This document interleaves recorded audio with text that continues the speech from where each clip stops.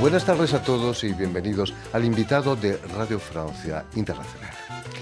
La librería Cienfuegos, aquí en París, la última que queda en español en la capital francesa, organiza este año una vez más unos talleres de escritura que imparte el narrador, editor y psicoanalista argentino Edgardo Scott, afincado aquí en Francia desde hace un par de años y que acaba de publicar la novela Luto y el ensayo Caminantes. Y precisamente para hablarnos de estos talleres y de su brillante trayectoria como escritor, Edgardo Scott ha sido tan amable de venir a nuestros estudios. Buenas tardes, Edgardo. El placer es mío, Jordi, estar acá. No, gracias por haber hecho el esfuerzo de acercarte hasta aquí. Permíteme que explique antes que nada que has nacido en Lanús, en la provincia de Buenos Aires, en 1978, y que desde muy joven la lectura y la literatura parece que ya te fascinan, ¿no? Junto al psicoanálisis, ¿qué influencia tuvo tu padre en tus ansias lectoras? Esa es una pregunta psicoanalítica casi. Sí, en la lectura seguro siempre se dice como que los chicos a veces cuando ven que los padres, ven lo que hacen los padres y algo de eso les atrae, ¿no? Tienen una relación con eso ambivalente y tanto mi madre como mis padres siempre los veía leer bastante y también como la importancia que le daban a eso, ¿no? Como la importancia que le daban siempre las clases populares, y mis padres vienen de clases populares, tratan, ¿no? O trataban y entendían la movilidad social como eso, ¿no? Como en la educación y en la lectura, en la cultura, ¿no? Confiaban en eso, ¿no? Entonces, verlos a ellos siempre leer el diario, verlos leer libros, ver la importancia que le daban. Además, mi padre siempre fue comerciante, hizo 1.000 millones de cosas como comerciante, vendió de todo, pero entre las cosas que vendió y de las que más se enorgullecía eran libros. Y de hecho en algún momento tuvo una pequeña editorial donde hacía alguna edición de clásicos y biografías de clásicos y demás. Entonces supongo que eso está, ¿no? Como en el disco rígido básico, ¿no? Que uno después se reencuentra con eso, ¿no? Siempre los orígenes son un poco mitos de orígenes, ¿no? Entonces uno después va reencontrándose con eso a medida que la historia avanza, me parece. Te presentaban los clásicos, me decías, ¿no? Claro, y Dostoyevsky. yo siempre digo como que era un gran name dropper, ¿no? Porque él me hablaba de Proust, de Dostoyevsky, de Tolstoy, qué sé yo. Y yo desconfiaba, también vaya a saber por qué, de que él los hubiera leído, pero sin embargo me atraía, ¿no? Ese mundo, así ese gran mundo de las letras y qué sé yo, y después ya empezaba a decir, bueno, yo voy a leer esto. Si él no lo leyó, yo lo voy a leer. Como esas cosas, ¿no? De rivalidades padre e hijo y demás, ¿no? Y gracias a eso vas a crear el grupo de lecturas Alejandría. Cuéntanos cuáles eran las actividades que organizabais con ese grupo. Bueno, Alejandría fue como un movimiento en realidad muy propio de mi generación en Buenos Aires, como un poquito hablábamos antes del programa. A comienzos del 2000 hubo otra gran crisis económica y política en Argentina y del cual después, por ejemplo, algo muy típico que se hacía en Buenos Aires siempre, que tiene una gran tradición, es de revistas literarias, ¿no?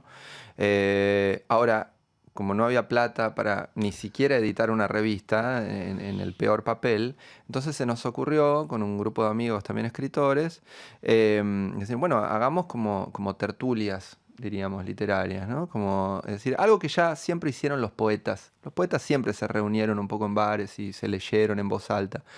Acá la novedad fue que lo hicimos para la narrativa, algo que no había ocurrido en Buenos Aires.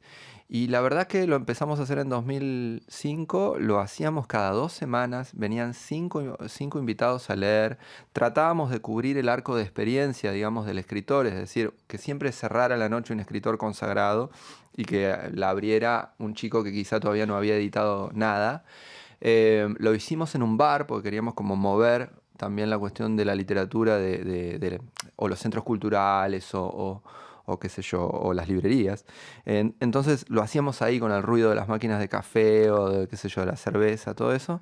Empezaba bastante tarde, todavía se podía fumar adentro, me acuerdo. Y bueno, y eso fue como un movimiento, digo, generacional, porque toda mi generación y los escritores de mi generación, si no tuvieron o participaron de un grupo de lectura, fueron a leer. Y esta se hizo una práctica habitual.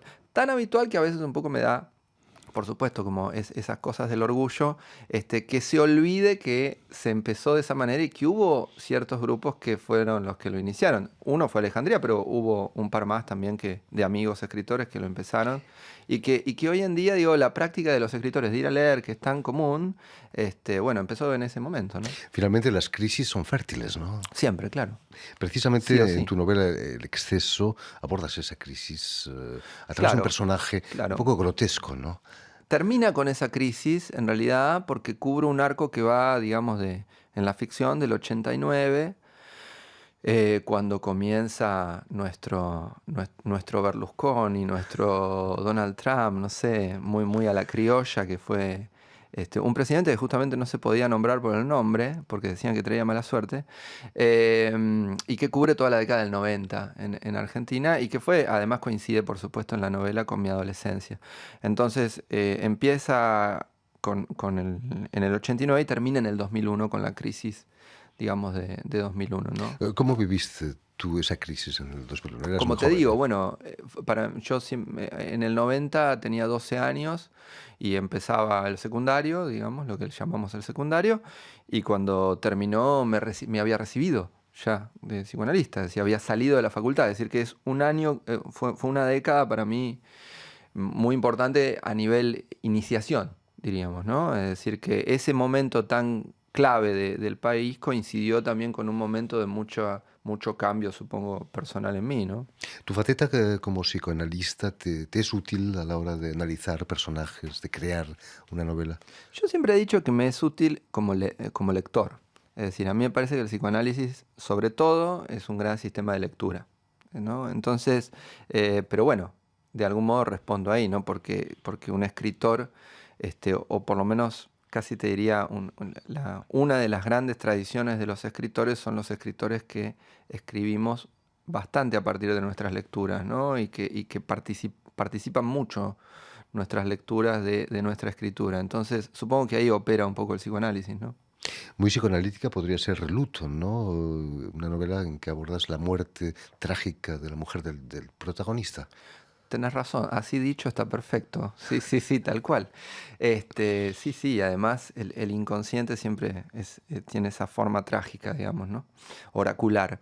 Sí, te contaba un poco que surge un poco, la escribí muy rápido la novela, la escribí en una semana y después muchos en Buenos Aires me cargaban por eso, pero digo, bueno, pero en contrapeso tuve la historia 25 años en la cabeza, ¿no?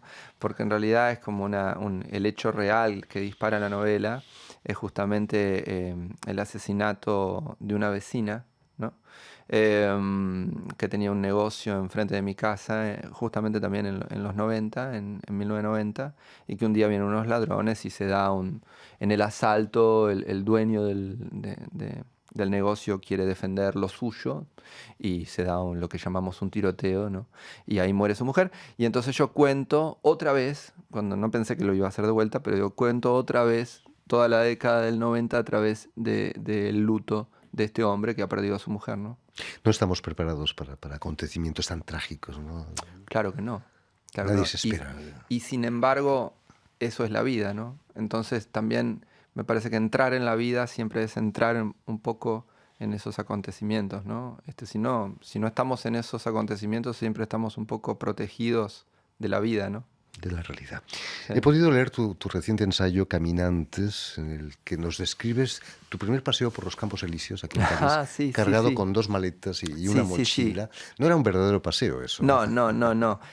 Sí, cerré como con ese epílogo que un poco coincidía con lo autobiográfico ahí, en un libro que tiene bastante también de autobiográfico, en tanto están ahí muchas lecturas, o una manera de leer, ¿no? Es como un libro de ensayos a partir de ciertas lecturas, ¿no? Como poder leer, yo leo bastante como crítico literario también, que publico en varios lados, pero esa era una manera de leer tomando el acento en que me topaba muchas veces el interés de autores en la caminata, ¿no? Los escritores les interesa mucho, parece, caminar también.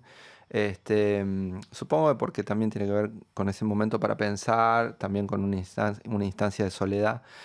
Pero venía pasando de que ese interés por los caminantes, yo lo escuchaba en Buenos Aires y era un poco que todo el mundo era un caminante o un flaneur. Entonces tuve ganas como de sistematizarlo un poco, ¿no?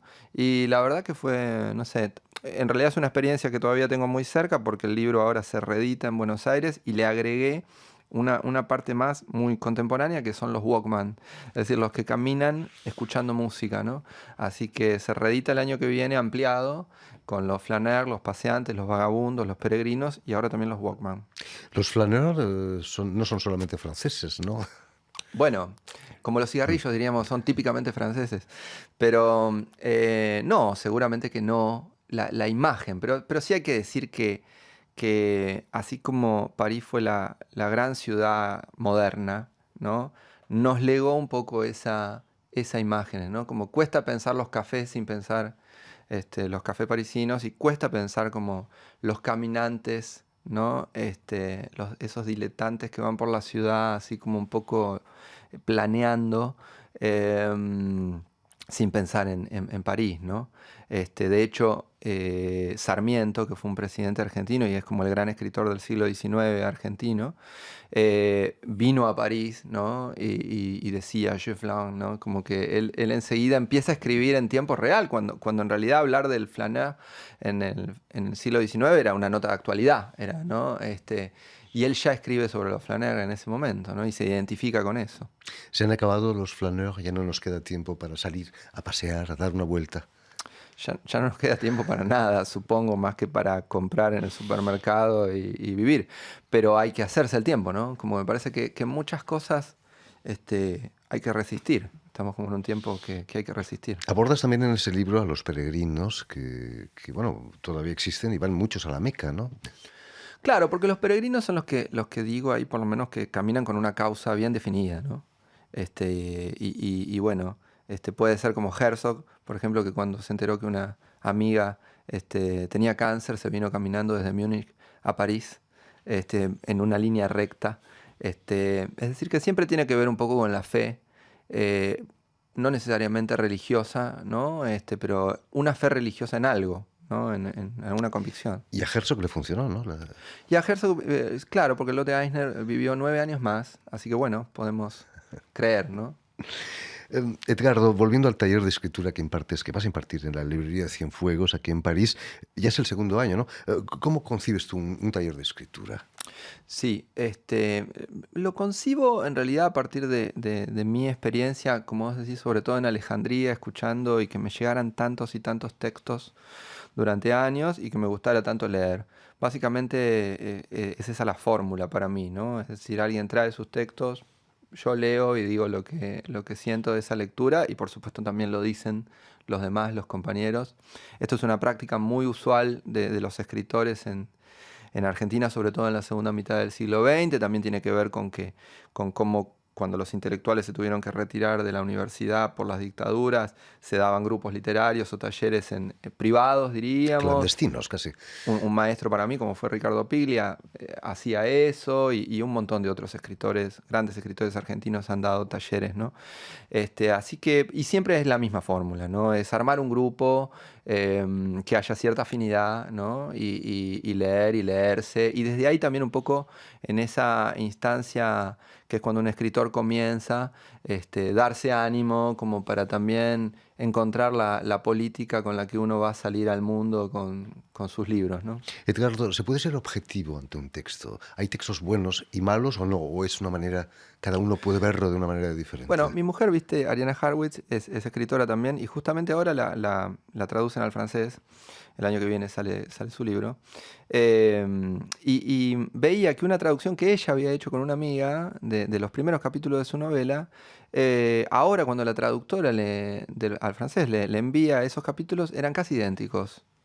Y sin embargo le han pasado otras traducciones que eran pésimas. Es decir que habría siempre como una escritura con la que todos podríamos convenir y cualquiera que participa en un taller o en una instancia de lectura lo sabe, decir, esta es la mejor frase o esta es la mejor expresión para este texto, no es unívoco, ¿no? Pero para ese texto.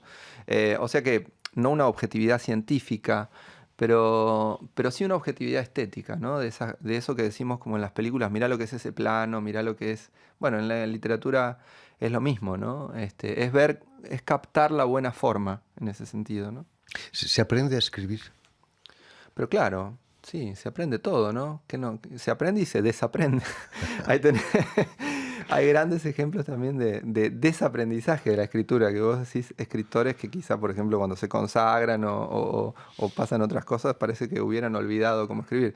Del mismo modo creo que se aprende, ¿no? Es un trabajo, ¿no? Digo, seguramente está la inspiración, que es ese trabajo por encontrar la mejor forma, y de escucharla, ¿no? Y de verla, pero bueno, también hay algo de descarte, de operaciones completamente analíticas. Un escritor a veces puede escribir muy encendido, muy apasionadamente, diríamos, pero después se lee. Yo siempre digo que el primero que se lee es el propio escritor, ¿no? Es ese desdoblamiento cuando uno se lee, y ya uno donde se lee la primera vez ya empieza generalmente a corregir, ¿no? Escribir es corregir, decía Borges, así que...